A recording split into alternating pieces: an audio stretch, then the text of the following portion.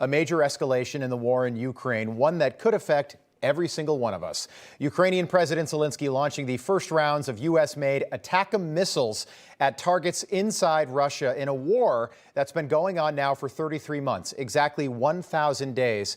And a major line was just crossed, one that Joe Biden hasn't crossed until right now, and one that may have been deliberately crossed to drag the war, the United States, further into this war. And I mean boots on the ground when I say that. And no one seems to care. And I don't understand this. I've been watching TV all day long. The media here, too busy talking about Pete Hegseth and Matt Gaetz, which is very literally something that will not matter if we don't make it to January 20th. And right now, our incapacitated commander-in-chief, and I use that word deliberately, is walking the world right into World War III.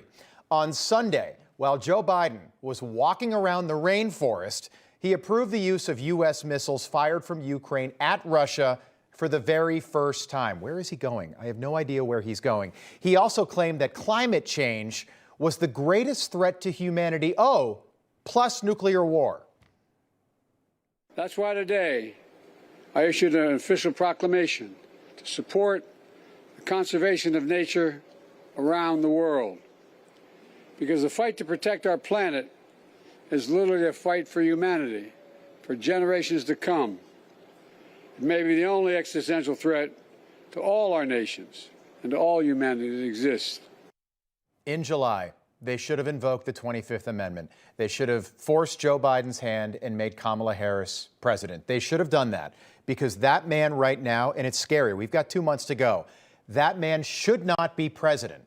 That man should not be president. I remember when FDR was president, you'd hear stories about how he was in a wheelchair and how the media wouldn't take pictures of him in a wheelchair because they didn't want to embarrass him. And I thought to myself, that would never happen nowadays. Look at where we are right now. This is beyond FDR. It's worse than FDR. And look, I mentioned this last night. I'm not trying to scare anyone. I'm only trying to point out what the rest of the world seems to be aware of. The fact remains, Russia has more nuclear weapons than any other country on the planet. And now Ukraine is firing missiles at targets inside Russia, and those missiles are made here in the U.S., and those are just the facts. The U.S. is no longer in a proxy war with Russia. The U.S. is at war with Russia. Let that sink in. And Joe Biden knows it, and he's doing this on purpose. Donald Trump be damned. Joe Biden and the trio of fools he's got in his cabinet, people that nobody voted for, Antony Blinken, Jake Sullivan, Lloyd Austin, are deliberately ignoring what you voted for 2 weeks ago. Donald Trump beat Kamala Harris. That is a fact. He beat her in the Electoral College. He beat her in the popular vote. He beat her in all 7 battleground states. And Donald Trump has unambiguously campaigned on ending the war in Ukraine. But Joe Biden is ignoring that, and he's ignoring you. And Joe Biden just took steps that might make ending the war impossible for Donald Trump in 62 days. And again, those are just the facts right now. It is also a fact that we are a whole lot closer to World War III tonight than we were yesterday.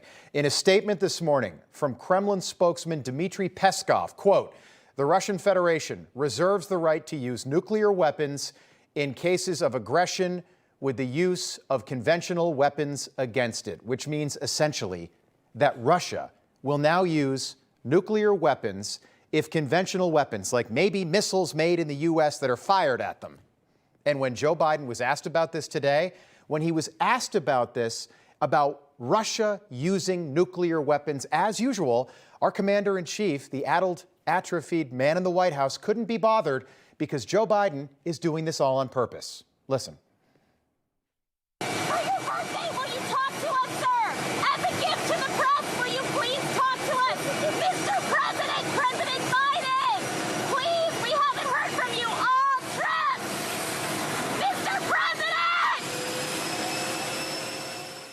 That reporter knows what's on the line. Nuclear war. January 20th is Inauguration Day, and as I said, it cannot come fast enough, but we've got to get there first, intact. And right now, that's a question mark. And the real question should be, how much is Joe Biden and that same trio of fools, absolute fools, willing to mess things up before Donald Trump takes over? Lead weights right around his ankles, and it looks like the answer is clear. They are willing to go all the way. They're not worried about your life or the lives of Ukrainians. They are willing to go all the way to war, a war which could end all wars. Scorched earth, fire and brimstone, all of that biblical stuff. And if you needed more proof, take a look at what they are doing in Sweden today, a NATO country, not that far from Russia. Today, Sweden distributed over 5 million pamphlets with what to do in case of a nuclear attack, with instructions on how to stockpile food, find the right shelter, and how to stay alive in case of nuclear fallout. The pamphlet is titled, "If Crisis or War Comes." Finland, who shares an 800-mile-long border with Russia, handed out the exact same pamphlet. It seems like everyone realizes that there is a serious problem, everyone except us, certainly everyone except our media. Vladimir Putin changing the Russian nuclear doctrine means Putin is not joking. All of this over a country that most Americans can't find on a map. Is it really worth it? Why isn't anyone talking about this? Ukraine has turned into a never-ending gobstopper, a war with no end, a war that just goes on and on and on. What if one of these missiles misses its target and hits a school or a hospital in Russia, a missile that was made in the United States? What if? A poll conducted in Ukraine last month found that 52% of Ukrainians want this war to end. 52%. That same number was at 27% a year ago, which means the worm, as I said yesterday, has finally turned on this war here and there. And those are just the facts. And yet, for whatever reason, the uniparty neocon nonsense in Washington is so warped that we have a president of the United States right now walking this country into a war with another country, and he hasn't spoken to the leader of that country, Vladimir Putin, in 3 years, and old Joe says that he has no plans to talk to him anytime soon. Listen. Could this improve relations with Russia? Is there any avenue for that after this prisoner exchange deal? As my sister might say, your lips to God's ears, man. Did you ever speak directly with Vladimir Putin about this, or would you be willing to speak with Putin now directly? I don't need to speak with Putin.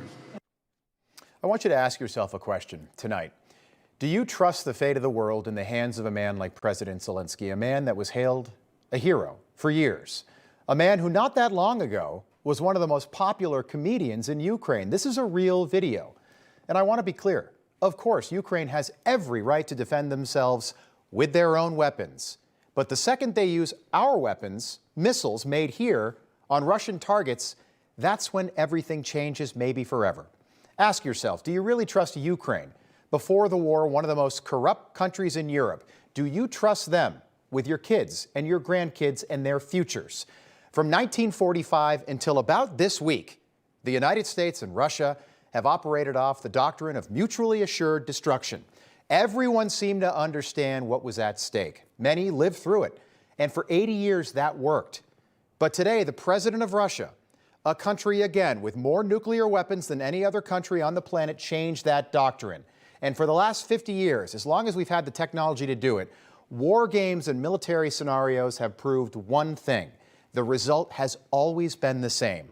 Once nuclear weapons are deployed and used, nothing de-escalates. Once one country fires one, another country responds, and it doesn't stop. And right now, we are trusting that addled, atrophied, incapacitated old man in the White House, Joe Biden, with the future of the planet, and that is a gamble that we should not be making. Those are the facts tonight. 2 weeks after one of the most consequential elections in American history and 2 months from Inauguration Day, we might be asking Donald Trump after Inauguration Day to save the world as well. Information. Truth is freedom. Is Newsmax. It's real news for real people.